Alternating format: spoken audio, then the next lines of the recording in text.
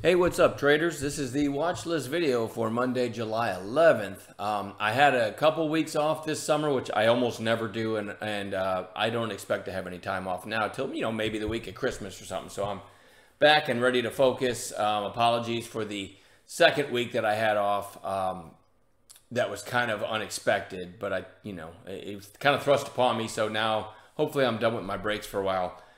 The funny thing is, right after this is when I had the first week off, and then you had pretty much nothing but green days for a week.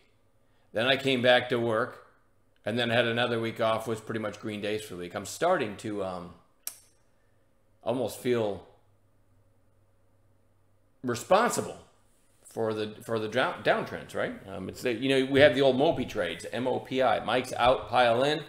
I'm starting to think it's a real thing. All right, anyway, hopefully you guys had a great week.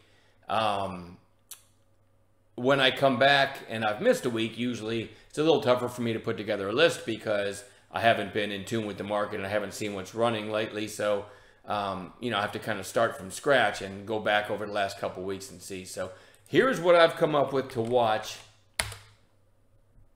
for Monday. Let me throw this up real quick because I like to do this every now and then.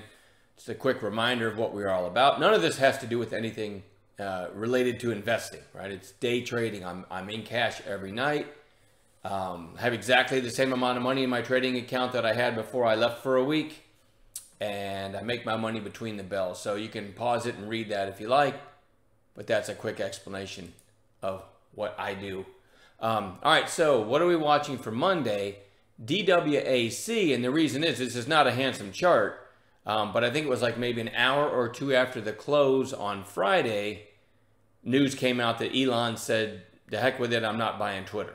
And so I told my wife, I said, I bet you DWAC is running. And then I looked, and in after hours, it went to maybe 32 bucks and closed in after hours at 31.73. So it's going to be a gapper on Monday.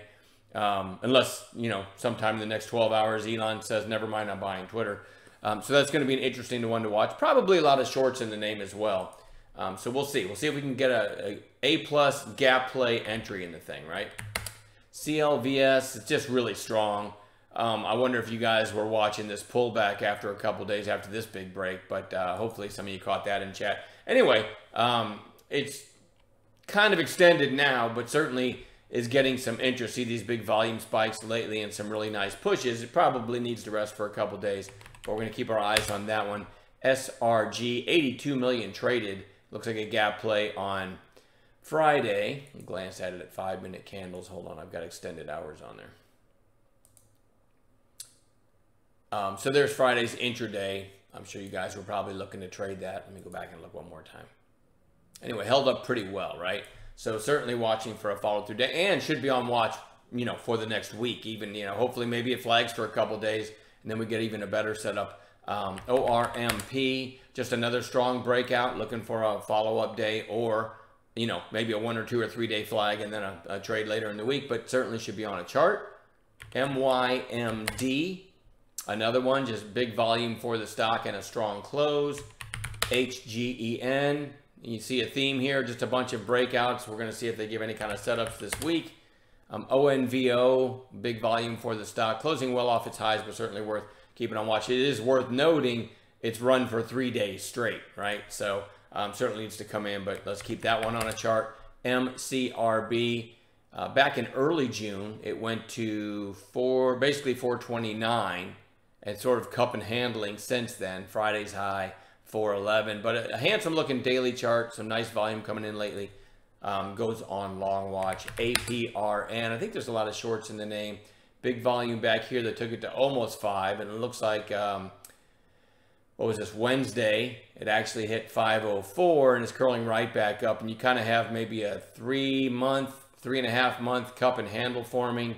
Again, I think there's a lot of shorts in the name, so we're going to keep our eyes on APRN. And then lastly, I got a bounce play on watch, SYM, which had a big move here, then a huge gap up, and almost more than round tripped after the gap up. But all of a sudden, you had a big 3-day run. And it doesn't look like much maybe, but it went from 1116 in 3 sessions to 1877. That's a massive move percentage-wise.